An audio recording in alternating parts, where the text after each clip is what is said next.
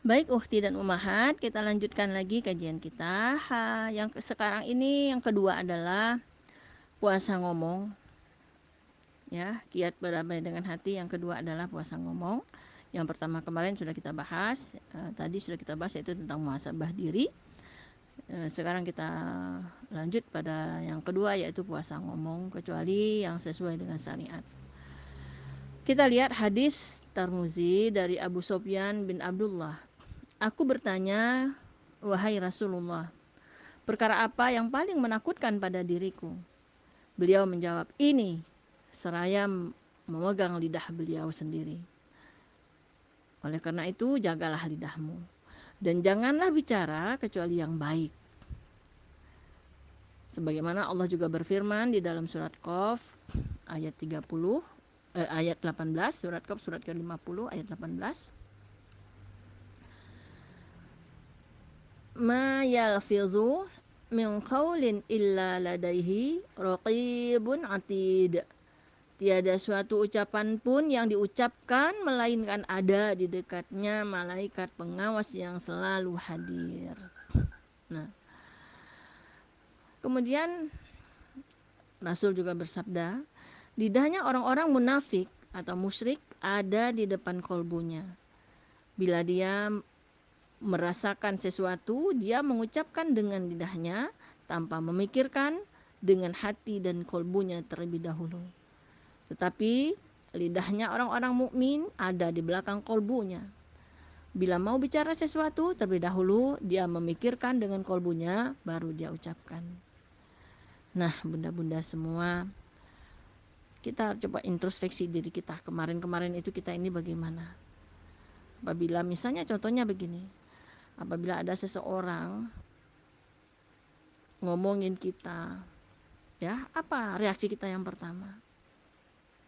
Nah, kalau reaksi kita yang pertama adalah langsung kita marah, berarti kita termasuklah kepada orang-orang musyrik, ya, karena dia tidak bertanya lagi dengan kolbunya.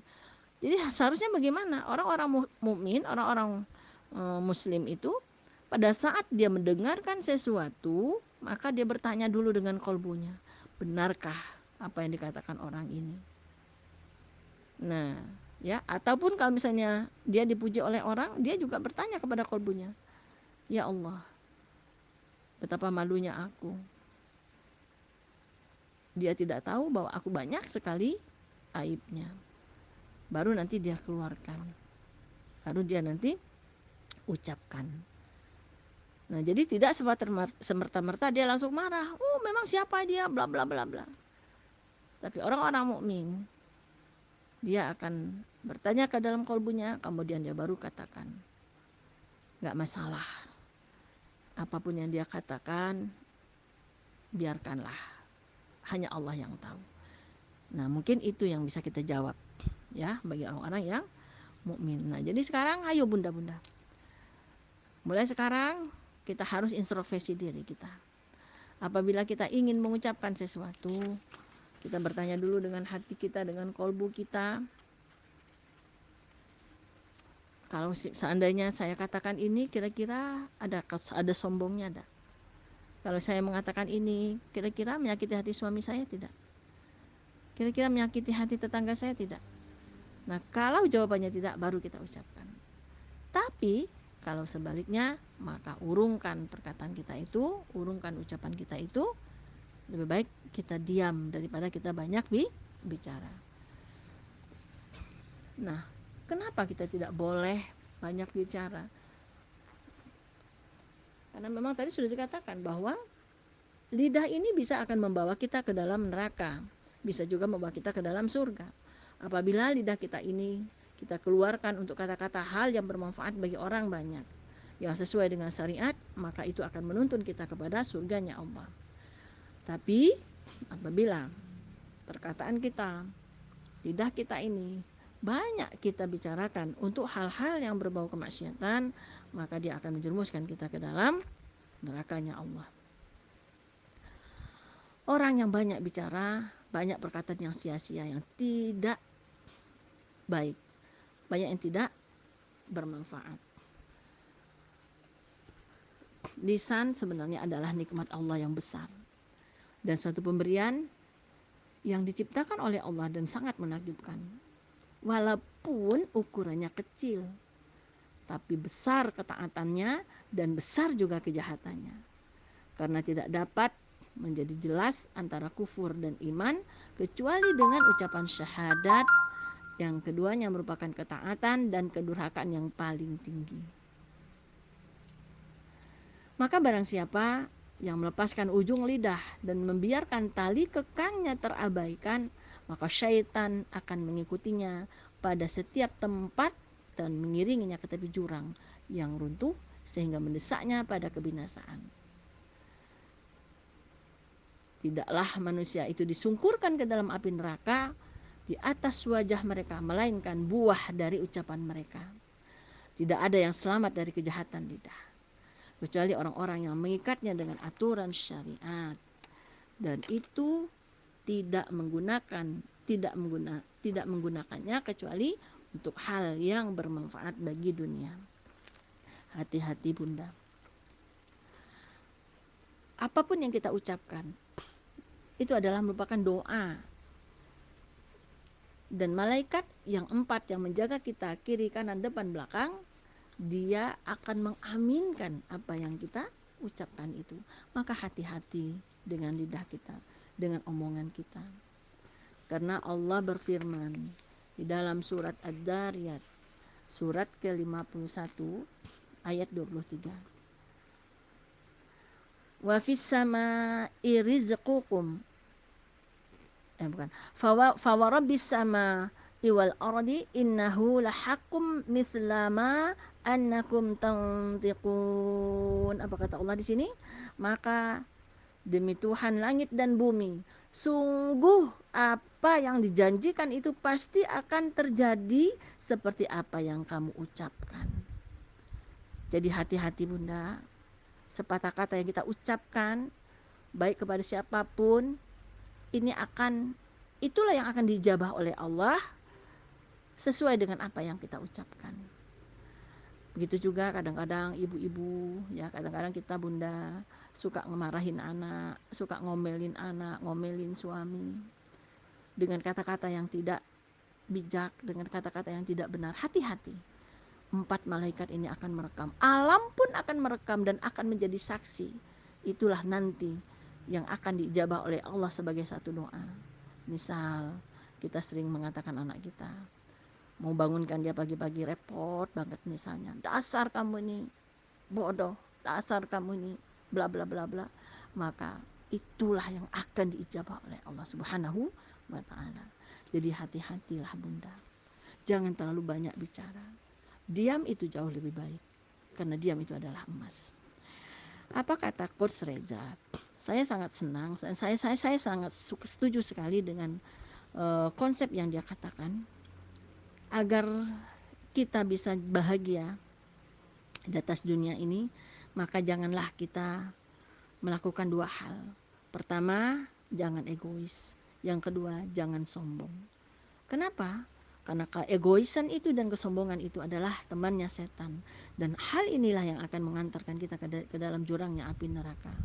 Orang yang egois, orang yang sombong, maka Allah tidak akan melihatnya kecuali dia akan dicampakkan ke dalam api neraka jahanam. Sebagaimana Allah berfirman di dalam surat Az-Zumar, surat ke-39 ayat 72. Yang saya bunda bacakan artinya,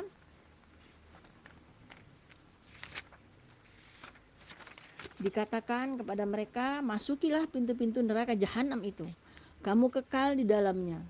Maka neraka jahanam itulah seburuk-buruk tempat tinggal bagi orang-orang yang menyombongkan diri. Jadi kata Coach Reza, kalau mau bahagia, mau tenang hidup ini, maka lakukanlah 3 hal. Yang pertama, no comment. Yang kedua, no mikir. Yang ketiga adalah no jengkel. Artinya apa? Pernyataan apapun yang kita dengar, ada apapun yang kita lihat, jangan pernah kita berkomentar. Kenapa? Kalau kita berkomentar, maka akan menambah komentar lainnya dari lawan jenis, sehingga tadinya kita harusnya dapat pahala, mendengarkan sesuatu itu akhirnya akan merubah nasib kita, akan merubah kadar kita menjadi berdosa karena kita sudah berkomentar. Tidak ada seorang pun kalau dia berkomentar, yang lain juga akan mengomentari. Jadi apabila kita berkomentar, orang lain berkomentar terus, maka tidak ada habis-habisnya. Inilah yang akan menjadi dosa bagi kita. Kemudian yang kedua, no mikir. Jangan pernah berpikir apapun Bunda di atas dunia ini. Karena kita bukan tukang fikir. Biarlah Allah yang memikirkan semua, yang menyelesaikan semua masalah kita.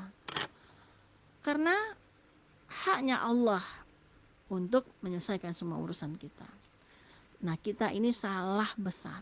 Kita serasanya kepengen menyelesaikan semua masalah kita. Nggak bakalan bisa. Karena tidak ada satupun manusia di atas dunia ini yang bisa menyelesaikan masalahnya. Tapi masalah itu akan selesai apabila kita minta pertolongan Allah Subhanahu wa Ta'ala. Nah, jadi jangan pernah mikir apapun, ya, jangan pernah mikir apapun. Serahkan semua kepada Allah. Biarlah Allah yang menyelesaikan semua urusan kita. Kita menjadi lebih tenang, kita menjadi lebih santai. Kemudian yang ketiga, no jengkel. Jadi kalau kita mendengar apapun, walaupun orang itu nyakitin hati kita, walaupun orang itu menusuk hati kita, nggak usah jengkel, biarin aja. Allah Maha tahu, ya, apa yang dia lakukan. Kalau kita jengkel, ujung-ujungnya apa? Kita berkomentar. Kita berkomentar, dia juga akan berkomentar. Akhirnya kedua-duanya berkomentar, saling berkomentar, tidak akan selesai hidup ini. Dan yang menang adalah Syaitanur Rajim. Begitu ya Bunda. Memang ini teorinya mudah, tapi prakteknya tidak mudah. Ya, saya saja itu lama sekali untuk bisa menerapkan ini, dan kadang-kadang masih sering juga keceplosan. Tapi tidak masalah Bunda, karena kita hidup ini adalah perjuangan. Allah akan melihat perjuangan kita. Allah tidak melihat hasil akhir kita, tapi yang Allah lihat adalah bagaimana perjuangan kita untuk menuju kebaikan itu. Kembali lagi kita dengarkan apa kata Rasulullah. Tidaklah manusia itu disungkurkan ke dalam neraka di atas muka atau hidung mereka, melainkan karena hasil ucapan lisan mereka. Hadis riwayat At-Tirmizi. Apa yang dimaksud dengan hasil ucapan lisan itu adalah balasan atas perkataan yang haram dan siksaannya. Sesungguhnya manusia akan menanamkan dengan perkataan dan perbuatan kebaikan dan keburukan. Kemudian pada hari kiamat dia akan memetik hasilnya, apa yang dia tanam. Barang siapa yang menanam kebaikan dari perkataan dan perbuatannya, maka dia akan memetik kemuliaan. Tapi sebaliknya, barang siapa yang menanam keburukan dari perkataan dan perbuatannya, maka dia akan memetik penyesalan sepanjang hidupnya di dunia maupun di akhirat.